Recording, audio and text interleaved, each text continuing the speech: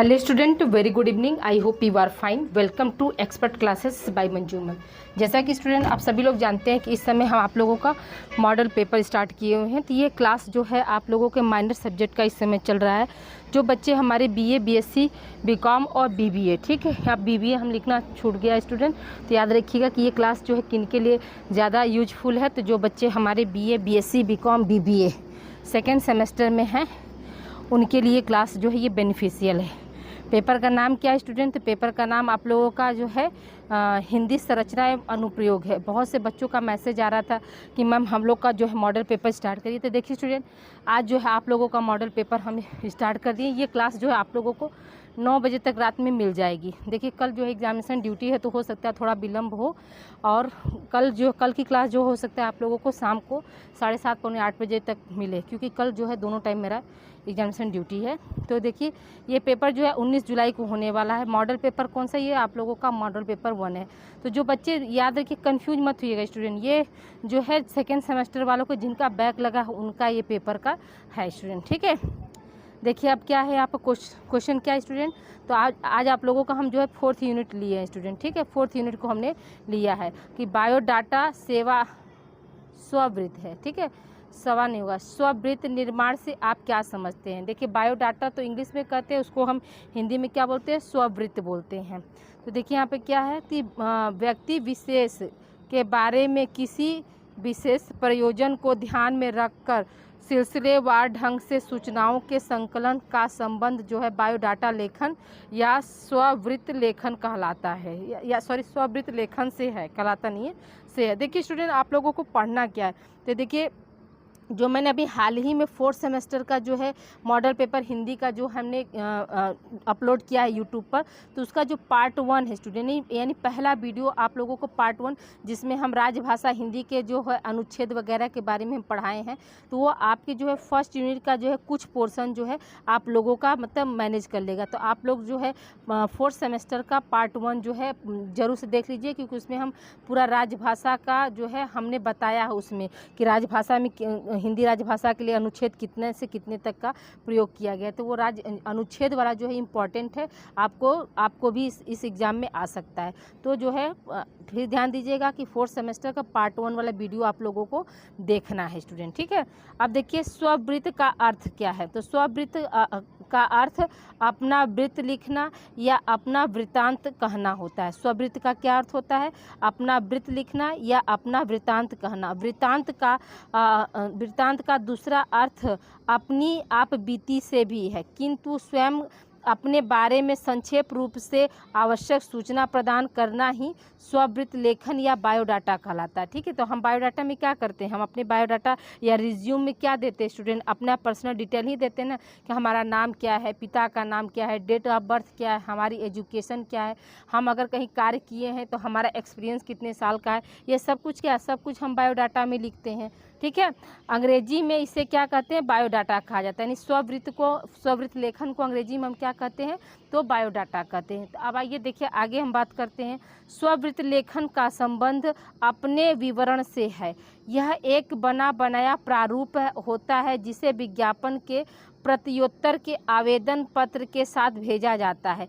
नौकरी के संबंध में स्ववृत्त की तुलना एक प्रतिनिधि से की जाती है, ठीक है। नौकरी के संदर्भ में क्या स्ववृत्त, यानी जो आपका बायोडाटा होता है वह एक क्या है? एक प्रतिनिधि के रूप में की जाती है। सामान्य तौर पर कहा जाए तो बायोडाटा का प्रारूप उसे प्रभावशाली बनाता है, ठीक है। आपका बायोडाटा क्या करता है? अगर आपका अच्छा बायोडाटा है, आपने अच्छे से लिया, अच्छे से फॉर्मेट को चूज किया है और मतलब अच्छा सा आकर्षित बायोडाटा बनाया, तो वो क्या है? आपके जो है आपका जो प्रभाव, आपको जो है उनके नज़रों में क्या करेगा? प्रभावशाली बनाएगा, ठीक है। फिर क्या है? एक अच्छा बायोडाटा नियुक्तकर्ता के मन में, यहाँ पर कर्ता ऐसे लिखाएगा, नियुक्तकर्ता के मन में आवेदन करता, ये थोड़ा सा टाइपिंग मिस्टेक है स्टूडेंट, देखिए जल्दी में थोड़ा सा मिस्टेक हो गया है, तो आप लोग इसको माइंड मत करिएगा, इसको सुधार लीजिएगा। आवेदनकर्ता के प्रति अच्छी और सकारात्मक धारणा उत्पन्न करता है। किसी नौकरी में सफलता के लिए योग्यता और व्यक्ति के साथ साथ बायोडाटा बनाने की कला में निपुण होना भी आवश्यक है। बायोडाटा में किसी विशेष प्रयोजन को ध्यान में रखकर सिलसिलेवार ढंग से जो है सूचनाओं को जो है संकलित की जाती, सूचनाओं को जो है संकट नहीं संकलित होगा यहाँ पर, ठीक है, संकलित या संग्रह की जाती, दोनों हो सकता है। अब देखिए आपको पढ़ना क्या क्या है स्टूडेंट, तो देखिए आप लोगों को जो है मतलब थोड़ा सा सिलेबस में भी आप जान लीजिए। तो जो सिलेबस का जो सेकेंड यूनिट है और थर्ड यूनिट है, तो सेकेंड यूनिट में जो है आपका संधि सेकेंड यूनिट में आपको स्वर संधि, ये व्यंजन क्या है, स्वर क्या है, ये सब के बारे में पढ़ना है। लोकोक्तियाँ हो गई, मुहावरे हो गए, समास हो गए, ये सब आपको पढ़ना है, ठीक है। और फर्स्ट यूनिट में आपका जो हिंदी भाषा का क्या इतिहास रहा उसके बारे में पढ़ना है। तो आज आप लोगों का फोर्थ यूनिट हम कंप्लीट कर दिए हैं, और कल में जो रहेगा आप लोगों का जो सेकेंड यूनिट से स्वर संधि क्या है, ठीक है, मतलब संधि क्या है, समास क्या है, समास तो आज पढ़ा दिए हैं, संधि हो गया, व्यंजन हो गया, ये सब आप लोगों को मतलब कल के वीडियो में मिलेगा। मतलब जितना आपका ग्रामर में जो आप लोग हाई स्कूल में पढ़े हैं ना, संधि, समास, संधि विच्छेद, ये सब आप लोगों को ग्रामर वाला, लोकोक्तियाँ हो गया, मुहावरा हो गया, पर्यायवाची हो गया, विलोम हो गया, तो ये सब आप लोगों को क्या है इसी में पढ़ना है। जैसे कि संधि किसे कहेंगे, हाँ, उसका व्यंजन क्या होता है, ठीक है, आपका जो है मुहावरा किसे कहते हैं, लोकोक्तियाँ किसे कहते हैं, आपका पर्यायवाची शब्द किसे कहते हैं, एक शब्द के लिए अनेक शब्द का क्या मतलब होता है, विलोम शब्द क्या होता है, यही सब आप लोगों को जो है इसमें पढ़ना है सेकेंड और थर्ड यूनिट में, ठीक है। तो अब देखिए यहाँ पे क्या बायोडाटा लेखन की विशेषताएं क्या हैं। तो स्ववृत्त में ईमानदारी होनी चाहिए, यानी जो बायोडाटा आप बना रहे हैं उसमें क्या होनी चाहिए, ईमानदारी होना चाहिए। सरल और स्पष्ट भाषा शैली का जो इसमें प्रयोग होना चाहिए। स्ववृत्त का आकार अति संक्षिप्त और ज़रूरत से ज़्यादा बड़ा या छोटा नहीं होना चाहिए। स्ववृत्त में जानकारी देते समय अपने बारे में बढ़ चढ़कर बातें नहीं बतानी चाहिए, ठीक है, यानी बायोडाटा में अपने बारे में बढ़ चढ़कर बातें नहीं, जो आप हैं वही वास्तविकता बातें करनी चाहिए। फिर क्या है, बायोडाटा साफ सुथरे ढंग से टंकित या सुंदर लेखन में होना चाहिए। स्ववृत्ति में सूचनाओं को व्यवस्थित क्रम में लिखना चाहिए। जैसे क्या आप कैसे अपने बायोडाटा को जो है व्यवस्थित करेंगे उसके बारे में देखिए यहाँ पर बताए रहे हैं स्टूडेंट की बायोडाटा को आपको कैसे लिखना है। तो देखिए पहले क्या करते हैं, पहले जो है आपका व्यक्तिगत परिचय देते हैं। तो व्यक्तिगत परिचय में क्या हो जाएगा, आपका नाम हो गया, ठीक है, आपका पता हो गया, आपका डेट ऑफ बर्थ हो गया। फिर क्या है, शैक्षणिक योग्यता यानी आपकी क्वालिफिकेशन क्या है, आपने एजुकेशन कितना तक लिया है। फिर क्या है, अनुभव यानी इसके पहले आपने काम किया तो कितने साल का आपका एक्सपीरियंस मांग रहा है। प्रशिक्षण यानी आपने जो शिक्षण लिया वो कहाँ से लिया, ठीक है, ये सब उपलब्धियाँ आपने कौन कौन सी जो है डिग्री आपने हासिल की है। फिर क्या, कार्योत्तर गतिविधियाँ आपने इसके पहले जो है कहाँ कहाँ आपने किस किस पद पर कार्य किया, इस सब को जो है बायोडाटा में क्या करते हैं, हम सम्मिलित करते हैं। अब आइए देखिए अगला प्रश्न हमारा क्या है कि कंप्यूटर क्या है, इसका परिचय दीजिए और कंप्यूटर में हिंदी का प्रयोग बताइए, ठीक है। तो सबसे पहले कंप्यूटर क्या है, तो कंप्यूटर देखिए, कंप्यूटर एक इलेक्ट्रॉनिक मशीन है जो डेटा और निर्देशों को इनपुट के रूप में ग्रहण करता है, उनका विश्लेषण करता है और आवश्यक परिणाम को निश्चित प्रारूप में आउटपुट के रूप में निर्गत करता है, ठीक है। तो क्या करता है, कंप्यूटर क्या है, हमारा इलेक्ट्रॉनिक मशीन है, ठीक है। यह जो है निर्देश को क्या करता है, ग्रहण करता है और उनका विश्लेषण करके फिर आपको जैसे उसका रिजल्ट, जैसे आप मोबाइल में क्या कर रहे हैं, मोबाइल या कंप्यूटर से जैसे मेरी क्लास अगर दिखें तो आप उसमें क्या डालेंगे, आप उसमें डालेंगे ना कि expert classes by Manju ma'am, या आप डालेंगे कि BA second semester minor Hindi, आप पेपर का नाम आप डाल देंगे, तब क्या होगा, तब आपको वो मतलब एनालिसिस करके तब फिर सर्च करके क्या होगा, मेरा वीडियो आपका आएगा। तो वही चीज़ यहाँ पर कर रहा है कि उसको दिखाता है। फिर क्या है, यह डाटा के भंडारण तथा तीव्र गति और त्रुटि रहित ढंग से उसके विश्लेषण का कार्य करता है। जैसे जो भी आप प्रश्न पूछ रहे हैं तो इसमें क्या है, त्रुटि नहीं पाई जाती है, ठीक है। फिर क्या है, ऑक्सफोर्ड डिक्शनरी के अनुसार कंप्यूटर एक स्वचालित इलेक्ट्रॉनिक मशीन है जो अनेक प्रकार की तर्कयुक्त गणनाओं के लिए प्रयोग की जाती है। तो देखिए ये कंप्यूटर की परिभाषा भी होगी कि कंप्यूटर की परिभाषा जो है ऑक्सफोर्ड डिक्शनरी के अनुसार क्या है, तो कंप्यूटर जो है एक स्वचालित मतलब अपने आप चलने वाली क्या है, एक मशीन होती है जिसमें क्या है, तर्कयुक्त गणनाओं को जो है, गणनाओं या गिनतियों को जो है प्रयोग करने के लिए हम कंप्यूटर का यूज करते हैं। अब ये देखिए, चार्ल्स बेबेज एक हाँ देखिए, चार्ल्स बेबेज एक अंग्रेज गणितज्ञ और अनुसंधान करता, देखिए करता थोड़ा सा बार बार ऐसे ले लिया, अनुसंधान करता एक में रहेगा, जो 18वीं ईस्वी में ही मानते थे कि वह वह कंप्यूटर की तरह मशीन बना सकते हैं।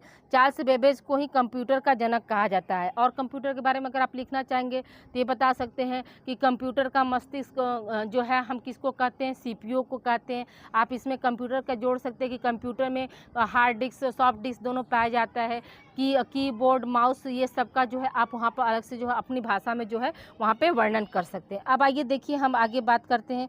आगे क्या है आपका हिंदी में कंप्यूटर का अनुप्रयोग, हिंदी में कंप्यूटर का क्या अनुप्रयोग। तो पहले क्या है डाटा प्रोसेसिंग, तो बड़े और विशाल सांख्यिकी डेटा से सूचना तैयार करने में कंप्यूटर का प्रयोग किया जा रहा है। जनगणना, सांख्यिकी विश्लेषण, परीक्षाओं के परिणाम आदि में इसका प्रयोग किया जा रहा है। ठीक है, तो यहाँ पर क्या है हिंदी में क्या है डाटा प्रोसेसिंग, मतलब बहुत बड़े पैमाने पे जो है डाटा को एकत्रित किया जाता है। जैसे आपका जनगणना हो गया, सांख्यिकी हो गया, उसका विश्लेषण और परीक्षा में जैसे आप लोगों का रिजल्ट हो रहा है, रिजल्ट जो आउट होता है तो क्या है वो कंप्यूटर से ही ना रिजल्ट आउट किया जाता है। तो अगर काउंटिंग करने बैठे एक एक लोग का हाथ से लिखने बैठेंगे तो बहुत टाइम लग जाएगा। पता चला कि तब तक क्या है आप BA 6 सेमेस्टर दे दिए लेकिन आपका क्या है फर्स्ट सेमेस्टर का ही रिजल्ट नहीं आया। तो इसलिए क्या है कि बड़े पैमाने पर जो है ये जो है मतलब इसका प्रयोग किया जाता है। फिर क्या सूचनाओं का आदान प्रदान, भंडारण की विभिन्न पद्धतियों के विकास और काम स्थान गिरने के कारण यह सूचनाओं के आदान प्रदान का बेहतर माध्यम साबित हो रहा है। इंटरनेट के विकास में तो यह सूचना का राजमार्ग बना दिया। ठीक है, गिनने होगा यहाँ पर, ठीक है, गिनने के कारण। ठीक है, तो यहाँ पर क्या है कि भंडारण के विभिन्न पद्धतियों का विकास और काम स्थान के गिरने के कारण, अच्छा काम स्थान सही है, जो आदमी लोग जैसे कि एक आदमी जो है मतलब एक काम को 50 दिन में या 1 साल में करता है, वहाँ पर कंप्यूटर क्या किया, कंप्यूटर ने उसी काम को क्या किया, उसी काम को वह जो है 1 दिन में कर दिया। तो ये क्या है सूचनाओं का आदान प्रदान का भी एक माध्यम है, इसीलिए जो है कंप्यूटर को क्या सूचना का राजमार्ग जो है कहा जाता है। अगला क्या है हमारा शिक्षा में क्या है कि मल्टीमीडिया के विकास और कंप्यूटर आधारित शिक्षा ने इसे विद्यार्थियों के लिए उपयोगी बना दिया। डिजिटल लाइब्रेरी ने पुस्तकों की सुलभता सुनिश्चित की। अब देखिए शिक्षा में भी क्या हो रहा है, जैसे जो चीज़ हम पहले क्या करते थे किताबों से सारे चीज़ को हम पढ़ते थे, आज क्या है, आज सारी किताबें क्या हैं आपके कंप्यूटर पर या यूँ कह सकते हैं गूगल पर सब कुछ क्या है पहले से अपलोड है। आप जिस भी किताब को चाहें तो पूरा PDF के फॉर्म में अपलोड करके अपनी स्टडी जो है आगे कंटिन्यू कर सकते हैं। ठीक है, फिर क्या रेलवे तथा वायुयान आरक्षण, कंप्यूटर की सहायता से किसी भी स्थान से अन्य स्थानों के लिए रेलवे तथा वायुयान के टिकट लिए जा सकते हैं तथा इसमें गलती की संभावना जो है नगण्य होती है। देखिए वायुयान के नाम से क्या हुआ, अभी जैसे अहमदाबाद में जो प्लेन क्रैश हुआ उसमें कितने लोग मर गए स्टूडेंट। तो थोड़ा सा क्या होता है ये सब चीज़ें जो शब्द आते हैं तो बार बार क्या होता है दिमाग जो है उन पे जो है चला जाता है। देखिए तो यहाँ पे क्या है, यहाँ पर जो है आपका मतलब रेलवे और वायुयान आरक्षण का मतलब क्या हुआ कि यहाँ पर जो है मतलब घर बैठे बैठे लोग क्या है कंप्यूटर के जरिए अपने टिकट को बुक करा लेते हैं और उनका जो है इससे क्या होता है समय भी बचता है, श्रम भी बचता है और क्या है काम भी वो आसानी से कर लेते हैं और इसमें त्रुटि नहीं होती है। अगर कोई त्रुटि हुई, अगर कहीं कैंसिल कराना है तो तुरंत क्या होता है कैंसिल भी हो जाता है टिकटों का। ठीक है, फिर क्या है बैंक, तो बैंक में क्या है कि कंप्यूटर के अनुप्रयोग ने बैंकिंग क्षेत्र में क्रांति ला दी। ATM और कंप्यूटर, ऑनलाइन बैंकिंग, चेक भुगतान, रुपया गिनना और पासबुक एंट्री में कंप्यूटर का प्रयोग किया जा रहा है। चिकित्सा का क्या है, शरीर के अंदर रोगों का पता लगाने, उनका विश्लेषण करने, निदान और कंप्यूटर का विस्तृत प्रयोग हो रहा है। तो देखिए कंप्यूटर से क्या हो रहा है, मतलब हम बॉडी का एनालिसिस करके जो है तरह तरह के रोगों के बारे में पता कर लेते हैं, उनका विश्लेषण कर लेते हैं, उनका एनालिसिस कर लेते हैं कि उसमें कौन सी जो है दवा, ये रोग हुआ तो उसके क्या सिम्टम्स हुए और ये सिम्टम्स अगर आ रहे हैं तो इसके लिए कौन कौन सी जो दवाएँ जो हैं हम प्रयोग कर सकते हैं। इन सब चीज़ के बारे में जो है कंप्यूटर के जरिए क्या होता है उनका जो है विश्लेषण किया जाता है और ये जो है आगे आगे काम आता है। फिर क्या है, रक्षा। रक्षा में क्या है, रक्षा जो है अनुसंधान, वायु नियंत्रण, मिसाइल, रडार आदि में कंप्यूटर का प्रयोग किया जा रहा है। ठीक है, तो जितने भी आपके अंतरिक्ष में रडार वगैरह ये सब जो है मिसाइल वगैरह छोड़ा जाता है, तो उसमें भी क्या कर रहा है, उससे भी कंप्यूटर क्या करता है, जो है पहले से जो है रक्षा का कार्य करने लगता है। फिर क्या, अंतरिक्ष प्रौद्योगिकी, कंप्यूटर की तीव्र गणना क्षमता के कारण ही ग्रह, ठीक है, उपग्रहों और अंतरिक्ष की घटनाओं का सूचना अध्ययन किया जा सकता है। तो जैसे जो भी पहले अंतरिक्ष में घटनाएं घटित हो रही हैं, तो उसके जरिए क्या, कंप्यूटर के जरिए हम जो है यह घटना का जैसे पूर्व अनुमान लगा सकते हैं, पहले से हमें उस घटना का क्या होता है पता चल जाता है। संचार, कंप्यूटर के जरिए क्या होता है, हम ईमेल के जरिए बातचीत, चैटिंग, यह सब के जरिए क्या होता है, हम अपना वार्तालाप करते हैं। मनोरंजन, कंप्यूटर पर तरह तरह के, जैसे अब यहाँ पर पॉइंट हम लिख दिए, उसको आप अपने शब्दों में बना सकते हैं। जैसे मनोरंजन, कंप्यूटर पे जो है कार्टून है, गाना है, फिल्म है, मूवीज़ है, कोई शॉर्ट मूवीज़ है, कुछ भी जो है हम अपने इंटरटेनमेंट के लिए जो है वहाँ से देख सकते हैं। फिर क्या है आपका उद्योग एवं व्यापार। उद्योग एवं व्यापार में क्या है, कंप्यूटर के जरिए जो है बहुत बड़े बड़े पैमाने पे जो है आपके ट्रांजैक्शन होते हैं, आपकी मीटिंग वगैरह जो है, डीलिंग वगैरह जो है क्या है कंप्यूटर के जरिए हो जा रहा है। बड़े पैमाने पे जो है आपका व्यापार का जो एक्सटेंशन करना है वो भी हो जाता है। प्रकाशन, कंप्यूटर के जरिए क्या है, बहुत सारे प्रकाशन आपको मिल जाते हैं। कंप्यूटर के जरिए जो बुक्स वगैरह ये सब जो है प्रकाशित होना। डिजिटल पुस्तकालय, कंप्यूटर ने क्या किया, आप डिजिटल पुस्तकालय बना दिया, जिसमें क्या है लोग जाकर जैसे अपना मोबाइल खोलकर वाईफाई को जोड़कर जो है अपना जो है कुछ भी मैटर जो है पढ़ने लिखने का जो है डाउनलोड करके पढ़ लिख कर अपनी तैयारी कर रहे हैं। ठीक है, अब आइए देखिए कंप्यूटर के अनुप्रयोग के प्रभाव, क्या क्या प्रभाव पड़े हैं। तो कंप्यूटर के अनुप्रयोग के निम्न प्रभाव है। पहला क्या, कंप्यूटर के प्रयोग से समय बचत होती है। हम सभी लोग जानते हैं कि कंप्यूटर के से क्या होता है, समय की बचत होती है। और मनुष्य द्वारा 1 वर्ष में पूरा किया जाने वाला कार्य कंप्यूटर की सहायता से कुछ ही मिनट में किया जा सकता है। ये भी अभी आपको बताएं। फिर क्या, कंप्यूटर के प्रयोग से कार्य में त्रुटि की संभावना नगण्य हो जाती है। जो त्रुटि होती भी है तो उसे भी क्या करते हैं, फिर से जो है उसमें जो सुधार किया जा सकता है या उसको सुधारा जा सकता है। अगला पॉइंट हमारा क्या है, तीसरा पॉइंट क्या है, कार्य की गुणवत्ता। कार्य की गुणवत्ता में कंप्यूटर हर बार समान गुणवत्ता से कार्य करता है, अतः बार बार एक ही कार्य को करने के पश्चात भी उत्पाद की गुणवत्ता पर असर नहीं पड़ता है। यानी जैसे आप मान लीजिए कोई चीज़ मैटर आप ढूंढ रहे हैं, तो ऐसा नहीं कि अभी कुछ और दे दिया फिर बाद में कुछ और दे दिया, ऐसा कुछ नहीं, उसमें कोई परिवर्तन नहीं होता है। यानी जो आप 10 बार ढूंढिए तो भी आपको क्या वही आंसर जो है आपको मिलेगा। फिर क्या, कागज़ की बचत, कंप्यूटर के काम से कागज़ की बचत होती है। यानी जो भी पहले हम क्या करते थे, प्रिंट आउट जो है निकालते थे, तो इससे क्या होता था, कागज़ का इस्तेमाल ज़्यादा होता था। लेकिन जब क्या हुआ, कंप्यूटर आया, तो कंप्यूटर में सारी चीज़ों को स्टोर किया जाता है स्टोरेज में। इससे क्या होता है, इससे जो है माने कागज़ की बचत हो जाती है। ठीक है, अब आइए देखिए ई शिक्षण की परिभाषा क्या है। तो देखिए ई शिक्षण यानी ई लर्निंग। ई शिक्षण या ई लर्निंग क्या है, तो ई शिक्षण या ई लर्निंग एक आधुनिक तकनीक है जिसमें आई का प्रयोग, सॉरी आई नहीं ई का, ठीक है, जिसमें ई का प्रयोग इलेक्ट्रॉनिक से किया जाता है और लर्निंग का अर्थ होता है अधिगम। देखिए ई शिक्षण या ई लर्निंग क्या है, तो ये आधुनिक तकनीक है। ठीक है, और इसमें क्या ई का प्रयोग जो है इलेक्ट्रॉनिक से किया जाता है और लर्निंग का प्रयोग जो होता है अधिगम। अधिगम का मतलब क्या होता है कि सीखना। अधिगम का मतलब क्या होता है स्टूडेंट, सीखना। तो संचार और सूचना प्रणालियों का उपयोग करते हुए ज्ञान प्राप्त करने की प्रक्रिया ई लर्निंग है। ठीक है, संचार यानी कि जो है कि हम क्या है एक्सटेंशन के माध्यम से जो है कोई भी चीज़ इलेक्ट्रॉनिक के माध्यम से ग्रहण कर रहे हैं, तो वही प्रक्रिया क्या होती है हमारी ई लर्निंग। जैसे कि आप कंप्यूटर से पढ़ रहे हैं, मोबाइल से पढ़ रहे हैं, आप लाइब्रेरी का यूज कर रहे हैं, तो ये सब क्या सब आपका जो है ई लर्निंग के अंतर्गत आता है। दूसरे शब्दों में पारस्परिक कक्षा अध्यापन और अधिगम से अलग इलेक्ट्रॉनिक माध्यमों का किसी भी प्रकार से प्रयोग करते हैं किया जाना ही क्या है, किए जाने वाला ज्ञान अर्जन ही क्या है ई शिक्षण के अंतर्गत आता है। ठीक है, आप किसी भी माध्यम से जो है ज्ञान ले रहे हैं, किसी भी माध्यम से, चाहे वो कंप्यूटर के माध्यम से ले रहे हैं या टैब के माध्यम से ले रहे हैं या मोबाइल के माध्यम से ले रहे हैं या कक्षा में जो डिस्कशन करके ले रहे हैं, वो सभी क्या है, सभी ज्ञान जो हो रहा है अर्जन वो क्या है, आपका इस शिक्षण के अंतर्गत आता है।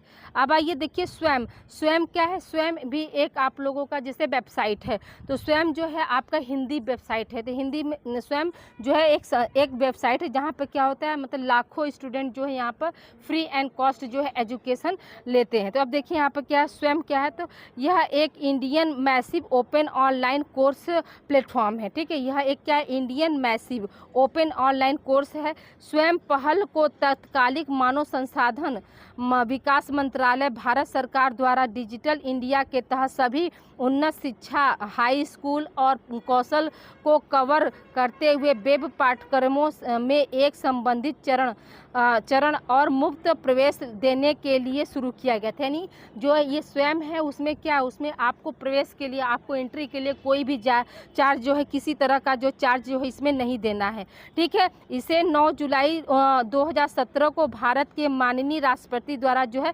लॉन्च किया गया। जो स्वयं है वो उसको लॉन्च जो है किसके द्वारा किया गया, तो भारत के राष्ट्रपति के द्वारा कब किया गया था, तो 9 जुलाई 2017 को किया गया था। और ये क्या है, ये जो ऐसा प्लेटफॉर्म है, यहाँ पर प्रवेश का कोई भी मतलब आप एंट्री करना चाहते हैं, आप पढ़ना चाहते हैं, तो आपको क्या है, कोई किसी भी तरह का जो है इसमें चार्ज देने की आवश्यकता नहीं, या इसमें किसी भी तरह का जो है चार्ज नहीं दिया जाता है।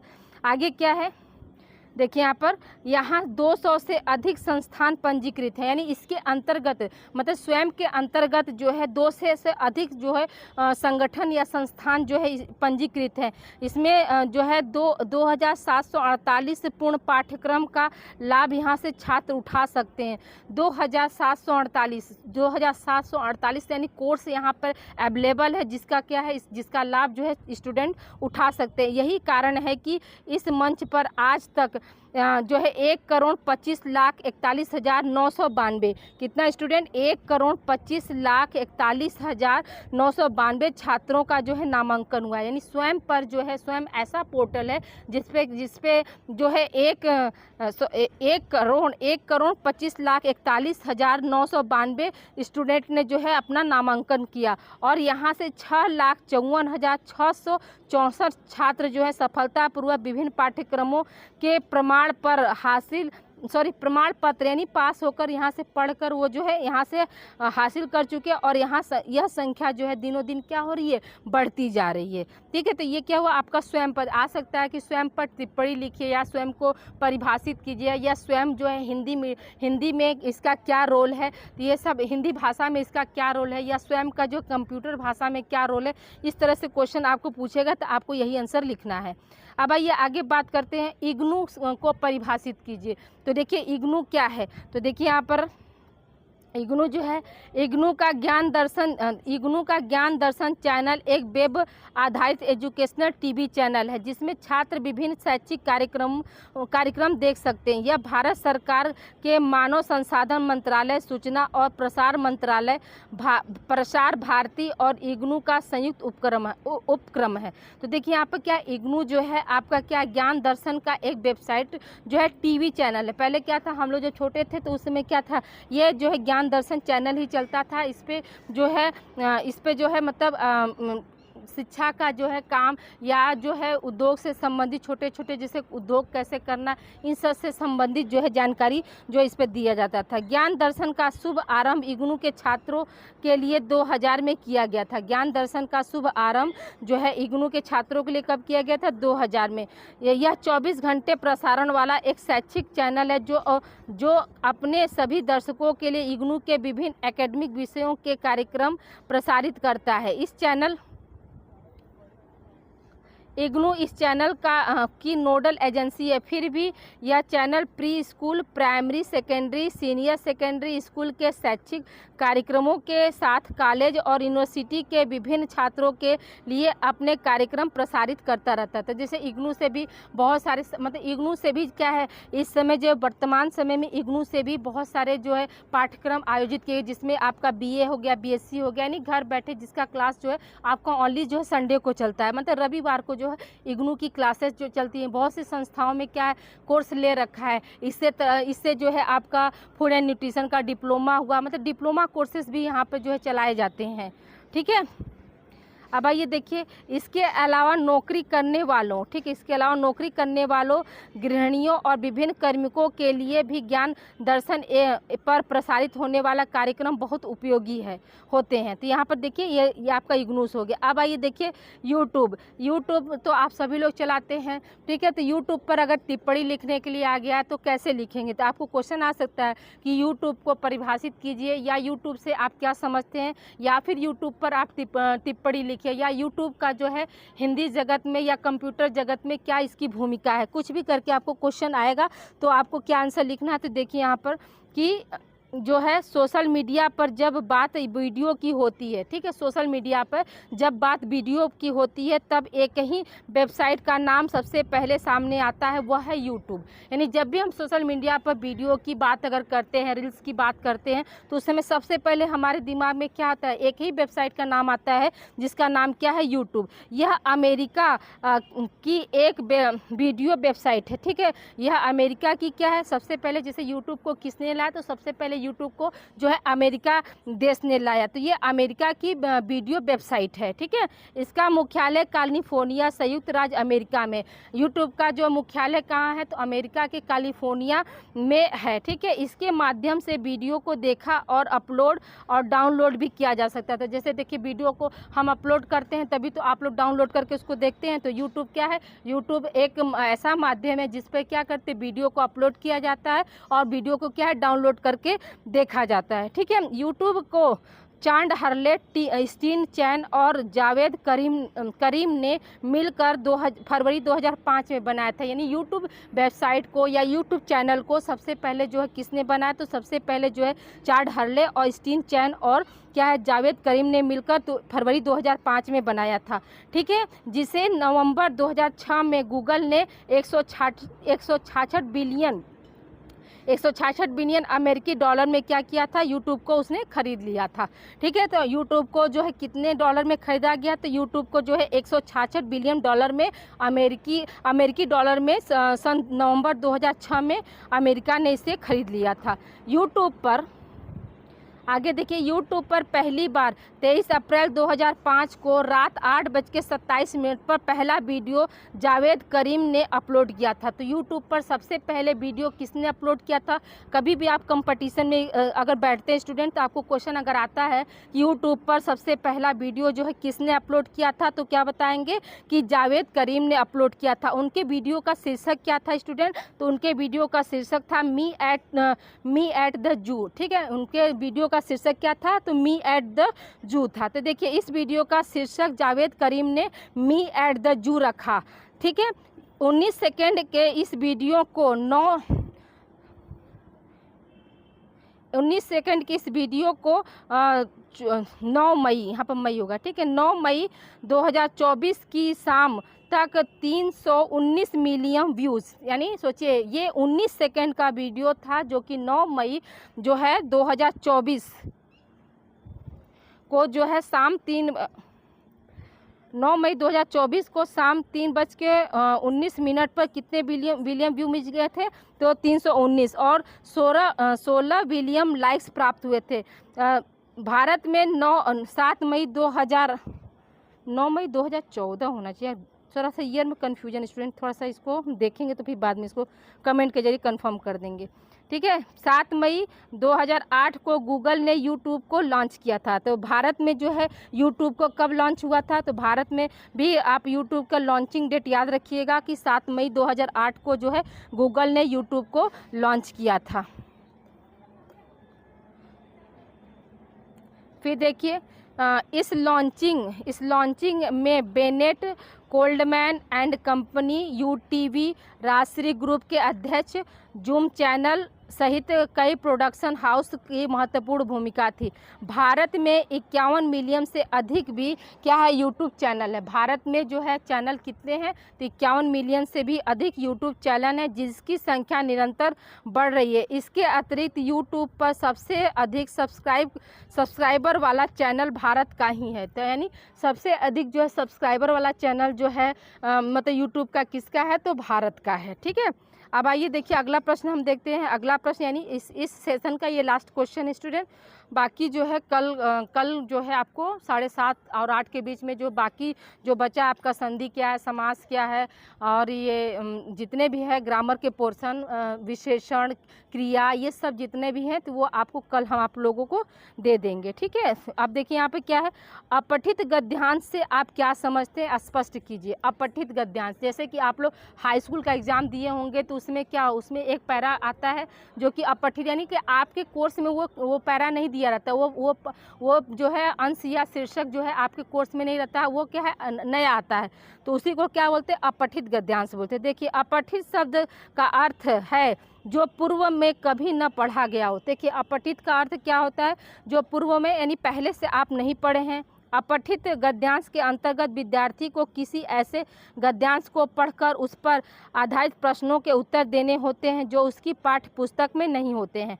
पाठ्य पुस्तक के अतिरिक्त साहित्य पठन, ठीक है, साहित्य पठन को प्रोत्साहित करने तथा विद्यार्थियों का अर्थ ग्रहण क्षमता को विकसित करने के उद्देश्य से अपठित गद्यांश पाठ्यक्रम को जो है सम्मिलित किया गया है। तो देखिए यहाँ पे क्या है, यहाँ पर जैसे अपठित गद्यांश को जैसे क्यों लाया गया, क्योंकि आपका जो तर्क शक्ति, आप किस स्तर से जो है पाठ को समझते हैं और किस स्तर से जो है प्रश्नों के उत्तर देते हैं, तो आपकी जो तर्क शक्ति, आपका जो अर्थपूर्ण विवेक को बढ़ाने के लिए जो अपठित जो है गद्यांश को शामिल किया जाता है। ठीक है, अब यहाँ पे क्या है, देखिए यहाँ पे है कि धैर्यपूर्वक पढ़ने से सभी प्रश्नों के उत्तर मिल जाते हैं, क्योंकि सभी प्रश्नों के उत्तर इस गद्यांश में ही होते हैं। ठीक है, अब देखिए यहाँ पे क्या है कि अपठित गद्यांश से संबंधित ध्यान देने वाली बातें क्या क्या, यानी अपठित गद्यांश जब होता है तो उसमें हम क्या किन किन बातों का जो है ध्यान रख सकते हैं। तो पहला क्या है कि गद्यांश को 2 से 3 बार अवश्य पढ़ना चाहिए। ठीक है, गद्यांश को क्या करना चाहिए, 2 से 3 बार आप पढ़ेंगे तो आपके दिमाग में आ जाएगा कि क्या माने किन प्रश्नों का आंसर जो है कैसे देना। फिर क्या, गद्यांश पढ़ते समय मूल भाव, ठीक है, कामा विचारों और विशेष शब्दों को साथ साथ क्या है रेखांकित करना चाहिए, यानी अंडरलाइन करते चलना चाहिए। फिर क्या है, सभी प्रश्नों के उत्तर सरल और संक्षिप्त होने चाहिए, यानी जो भी प्रश्न उसका पूछा गया है तो उसका आंसर क्या है आपको सरल और संक्षिप्त रूप में देना है। सभी प्रश्नों के उत्तर सरल और संक्षिप्त होने चाहिए। फिर क्या, सभी प्रश्न के उत्तर प्रसंग अनुकूल होने चाहिए। अनावश्यक बातों को स्थान नहीं देना चाहिए। प्रश्न जितना पूछा जाए उतना ही क्या है उत्तर लिखना चाहिए। फिर क्या, गद्यांश में आई सूक्तियाँ क्या हैं, कहावतें क्या, उदाहरण को उत्तर में ज्यों का त्यों जो है नहीं लिखना चाहिए। ठीक है, तो ये क्या, अब देखिए समास क्या है, समास क्या है और इसके प्रकार देख लीजिए। तो परस्पर संबंध रखने वाले 2 या 2 से अधिक शब्दों से मिलकर बने नए स्वतंत्र असार्थक पदों के संक्षिप्त रूप को क्या कहते हैं, हम समास कहते हैं। ठीक है, तो समास क्या है, तो परस्पर संबंध रखने वाले 2 या 2 से अधिक शब्द मिलकर जो नए शब्द बनाते हैं उसे हम क्या बोलते हैं, समास बोलते हैं। समास कितने प्रकार के होते हैं, तो अब समास देख लीजिए कितने प्रकार के होते हैं। तो समास आपके 6 प्रकार के होते हैं। अव्ययीभाव समास, तत्पुरुष समास, कर्मधारय समास, द्विग समास, द्वंद्व समास और बहुब्रीहि समास। ये सब देखिए आप लोग हाई स्कूल में पढ़े होंगे। तो अगर आपका नोट्स है स्टूडेंट तो आप लोग एक बार नोट को देख लीजिए अपने, कि अभी आप उसको सविस्तार से वहाँ पर लिख सकते हैं कि अव्ययीभाव समास के बारे में, तत्पुरुष का समास के बारे में, कर्मधारय समास के बारे में, द्विग, ये सब जितने 6 प्रकार के जो समास है ना,